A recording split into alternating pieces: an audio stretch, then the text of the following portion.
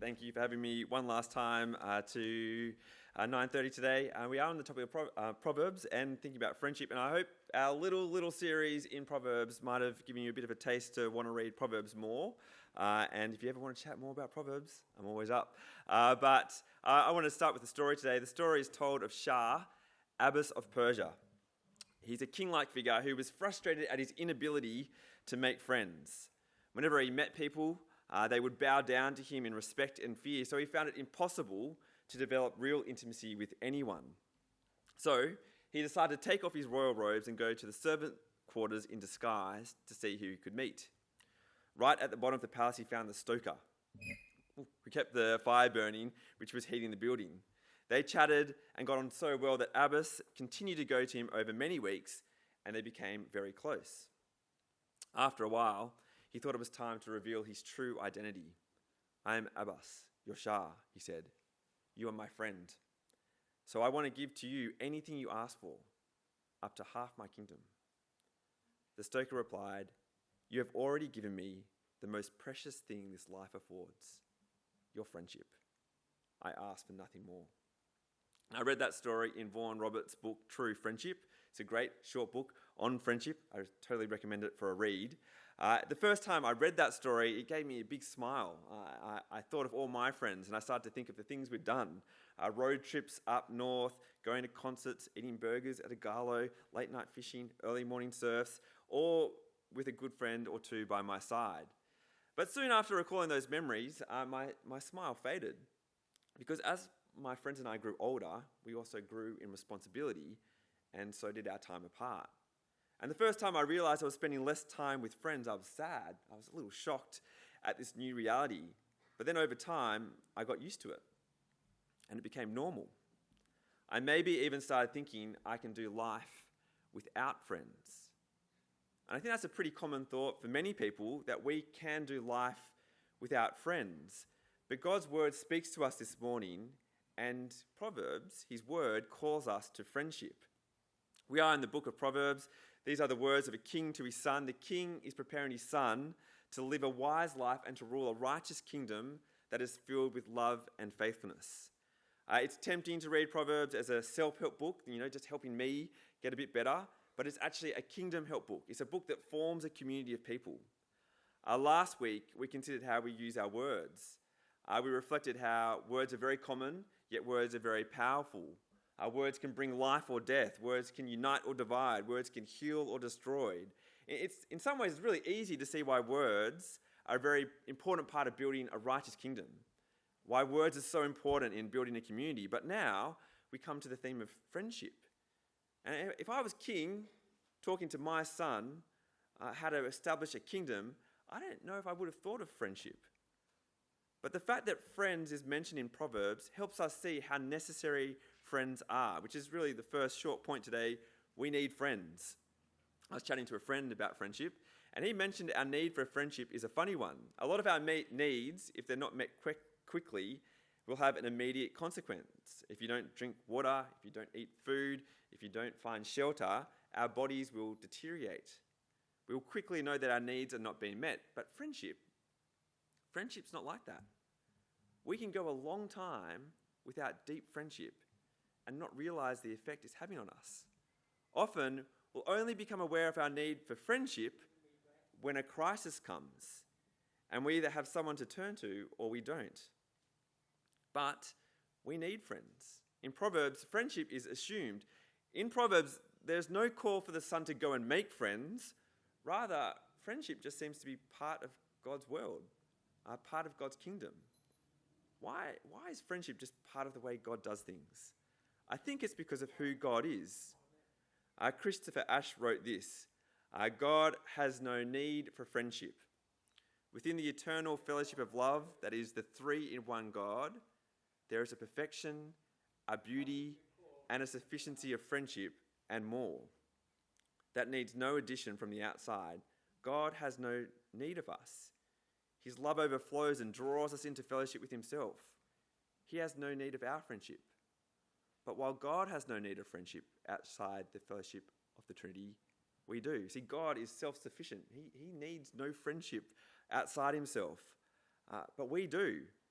If we think we can go it alone, if we think we can do life without deep friendship or relationship, then without realizing it, we've made ourselves like God, all sufficient in ourselves. But we are not God. We need others and others need us. We need friends and we need to be friends to others. And I think this is a really important starting point because friends aren't an optional extra. They're not just that extra thing that, you add a bit of spice to life.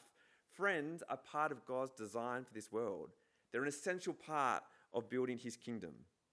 So, what does Proverbs teach us about friends? Well, point 2, we need a few faithful friends. Facebook's been around for about 15 years. I think it might be longer, actually. I wonder what impact Facebook has had on the way we view friends. For one, to become a friend is easy. You send a request with the click of a button. And then, to end a friendship, you just unfollow them. There's very little investment in Facebook friends. And in the Facebook world, also, it's quantity of friends rather than quality of friends that really matters. So I do wonder, how has the Facebook world shaped the way we maybe even think of friendship? And how does it stack up with God's wisdom on friendship? Well, the first thing is in Proverbs 18:24, a man of many companions may come to ruin, but there is a friend who sticks closer than a brother. In this proverb, there is a contrast. There is the many companions, and there's a friend. A companion in Proverbs is a run-of-the-mill friend. I suppose you could call it a Facebook-only friend. These many companions are quite superficial. And as you read through Proverbs, you actually meet friends or companions like this. You read about the friend who just comes to the person because they have wealth. Or everyone is a friend to a man who gives. These superficial friends, they aren't really true friends. They're in it for themselves. They can get what they can. They are with you when it's good, but they're nowhere to be found when it's bad. In Proverbs, friends like this, who are just kind of in it for themselves, are described as a bad tooth or a lame foot. In other words, they're useless. And so, back to Proverbs 18:24, a man of many companions, superficial friends, may come to ruin. I don't think that means that the friends cause the ruin, but it probably means that the friends aren't there when help is truly needed. So in contrast to this many companions, there is a friend who sticks closer than a brother. And given the context of Proverbs, where families were a big deal, this is a big statement. There is someone, a friend, closer than your blood, who is there for you all the time, when you fall and when you rise. There's a friend who sticks with you, who holds fast to you. To hold fast to someone or to stick with someone is very significant language in the Bible. It's what God's people were called to do. They were called to hold fast to God. They were called to stick close to God. So in Deuteronomy 10:20, fear the Lord your God and serve him. Hold fast to him. Stick close to him and take your oaths in his name. Or Deuteronomy 11:22, love the Lord your God. Walk in obedience. Hold fast to him. Stick close to him.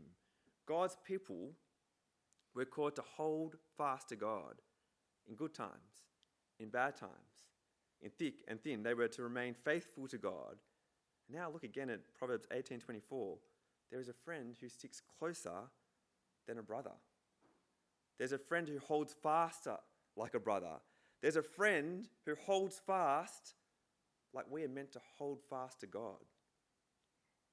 See, they are not in the friendship to get what they can. They're not Facebook friends who unfollow you with a click of a button.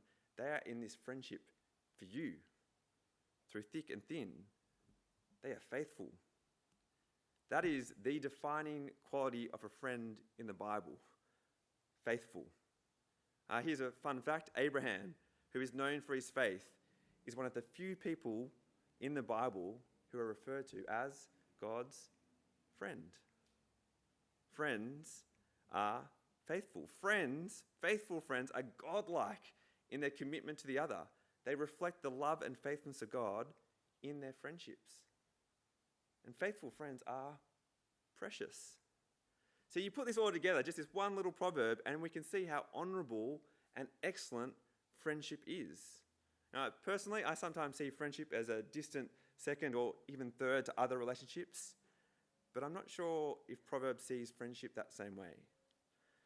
But I wonder how you're feeling. Like, how are you feeling as you think about faithful friends who stick close? How does that make you feel? Maybe you're filled with joy and thankfulness because you can think of a friend or two just like that. Or maybe you feel sad because you wish you had a friend who held fast to you. Or you feel shame, embarrassment, because you know you've not been a faithful friend. What do we do when we think these ways? Well, first, know this: you have a friend in Jesus. Jesus sticks close like no other. I rarely think of Jesus as a friend. I most often think of Jesus as my Lord or my Saviour, but he is the most excellent friend. He is a friend of sinners.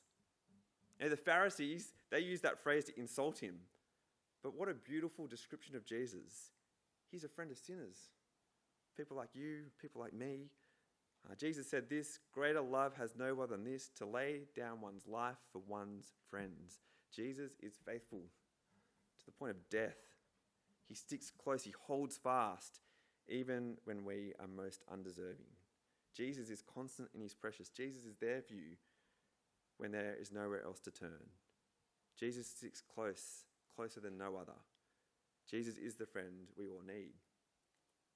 So be thankful for Jesus, and in your discontentment with friendship, hold fast to Jesus, because he holds fast to you. But this proverb also teaches us something really important about friendship as well. Friendship of this sort is few. I don't know if you noticed there in Proverbs 18:24, it does not say there are many friends who stick close. There is a friend who sticks close. I don't think that means we only have one bestie. But I think it's suggesting that rather than spreading yourself thin, trying to be friends with everyone you meet, it's good to intentionally invest in a few friends. Invest your precious commodity of time in something we all need. Invest time in friends. Because time is needed to grow deep friendship. Augustine wrote, I got a bit carried away with quotes, I'm sorry. Augustine wrote this: the desire for friendship comes quickly, friendship does not. That's so true. I think that means for us, we carve out time to invest in friends. This week, write a friend a letter. I probably will end up sending an email, or give a friend a phone call, or write a friend a message. If you're all married, or if you're living with people, have a diary meeting and plan some time to invest in friends. If you're not sure who your friends are, the task before you might be daunting, and the journey before you might be long, but start that journey of patiently growing your friendships. It might be tempting to think, I'll just wait for people to come to me. I'll wait for people to come and offer me their friendship. But another quote, Vaughan Robert wisely writes this: the secret of friendship is just the secret of all spiritual blessings. The way to get is to give. So I think that means that it's good for us to be bold and to be vulnerable and to take a step towards friendship. I imagine for some the thought of investing time in friends may be a little overwhelming. If life is a piece of paper, many of us probably feel like the whole page is filled and there's very little margins on the side to add new things. Time is such a precious resource. And so if we're going to invest time in friends, then we want to make sure it counts. So that takes us to our last kind of little point today. Choose wise friends. Choose wise friends. This is where friendship is clearly different from family. You're stuck with family for good or ill, but you choose your friends. And often friends arise from things you kind of have in common, or your personalities just kind of click.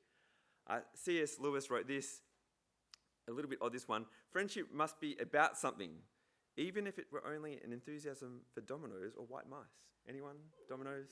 White mice? Those who have nothing can share nothing. Those who are going nowhere can have no fellow travellers. See, I think friendship, you probably noticed this in your own life, they form based on things you love. Maybe it's reading, or it's football, or it's cycling, or it's crocheting, or it's coffee drinking. But as you choose to invest the precious commodity of time, what Proverbs suggests is to invest time in fellow travellers. Invest time with others who are heading to your heavenly home. Proverbs 13:20, whoever walks with the wise becomes wise, but the companion of fools will suffer harm. Now, I often see this proverb really come to life in children. Friends have an obvious impact on them. It was true for me. Never liked basketball. Became a friend with someone who liked basketball, and then suddenly I was this massive basketball fan. Pretty light example. But I've actually, in my time working in another church, I've spoken to heaps of parents who, really sadly, watched their children walk away from Jesus, and largely it was due to the influence of their friends. And I think it's kind of funny how it's so easy to see in children, but sometimes not as easy to see in ourselves. Whoever walks with the wise becomes wise. Walking is not just going for a walk, like you might have your Sunday afternoon stroll. Walking is journeying together through all of life. It's the constant shoulder to shoulder of travelling towards your heavenly home. If your fellow traveller, your friend, is wise, here's some great news, then you will become wise. Their thinking will rub off on you. Their desires will start influencing you. Their words will correct and motivate you. And again, I've seen this happen in my own life. As soon as I finished school, my Bible study leader, at the time, he urged me and my friends to form a prayer group. There were about 10 of us, and we met every 2 weeks for quite some time after school, and we occasionally still meet today. Admittedly, in those younger years, we weren't that wise. We did some sort of dumb stuff together, but we did walk together. We walked together, and we were at least wise enough to talk about Christian things and to pray with each other through thick and thin. Now, 25 years later, all of us, except one, are still walking with the wise. We're still heading for our heavenly home. That is not a common statistic at all. But I take it, in God's grace, walking with the wise is a big reason why my friends and I are still in Christ. And so as you invest that precious commodity of time, choose to walk with the wise. Walk with your brothers and sisters in Jesus. And lastly, if you've chosen your wise friend, then speak wise words. Proverbs 27:6. Better is open rebuke than hidden love. Faithful are the wounds of a friend. Profuse are the kisses of an enemy. It's not what you'd normally expect. Kisses from a friend and wounds from an enemy is what you'd normally expect. But here is a faithful friend they wound. A faithful friend loves not just in thought or action, but in their open, non-deceptive words. A faithful friend speaks the truth. Now, this shows us one of the key purposes for friendship. For sure, friendship is needed so that you can be supported and support people through thick and thin, but also friendship is needed so that we can grow in love and faithfulness. Now, if a friend's not going to speak the truth to you, then who will? Gordon MacDonald wrote this: "There is a certain niceness to a friendship where I can be, as they say, myself. But what I really need are relationships in which I will be encouraged to become better than myself. Myself needs to grow a little each day. I don't want to be myself I was yesterday. I want to be myself that is developing each day to be a more Christ-like person." So in our friendship, let's not just be ourselves, but let's speak wise, loving, and truthful words so we can be a more Christ-like self. But here's the cool thing about words. Words don't only wound, they also bring intimacy and delight. Proverbs 27:9, "Perfume and incense brings joy to the heart, and the pleasantness of a friend springs from heartfelt advice." Perfume or incense, perfume and cologne, they're often associated with romance and intimacy. They're the scent of close and passionate relationship. In modern times, often passion is connected with romance and sex, but here is the words of a friend that are passionate and intimate. It's the words of a friend that can bring joy to your heart. One of my favourite memories is when I was going through a rough time and I was telling my mate about it, and we were living together in one of the dodgiest houses of all of Cremorne. We were on a balcony which probably should have fallen over, and as I was telling my story about how life wasn't going that well for me, in his passion for me, he stomped his foot and the whole balcony kind of wobbled from side to side. And there was just something so right in that moment. I was having this terrible time in life, but my friend's passion, and later his words, they kind of brought joy to my heart. And it's this kind of passionate, heartfelt friendship we need and we can give. It's a delight to the heart.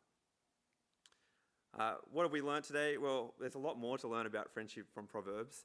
But God's wisdom teaches us that we need friends and that we need to be friends to others. Our friendship is an essential part of building and growing God's righteous kingdom. And so I encourage you, let's start or continue that slow journey of building faithful and deep friendship. Let's be faithful friends who stick closer than blood. Let's be faithful friends who speak wise words, words that wound, but also words that bring delight. Let's be faithful friends who remind us of Jesus Christ, the one who laid down his life for his friends. Let's pray.